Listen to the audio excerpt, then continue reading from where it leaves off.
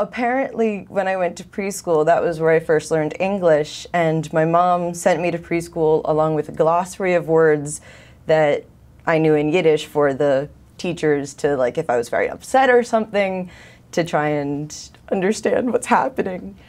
And I never thought about the fact that I was the only Yiddish speaker. I was the only Jew in my classes in public school.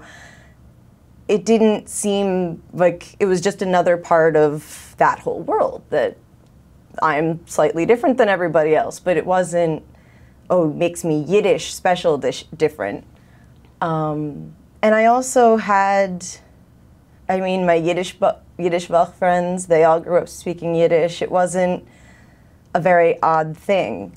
And a lot of my friends in, especially high school, middle school and high school, spoke other languages, so why shouldn't I speak another language? It just makes sense.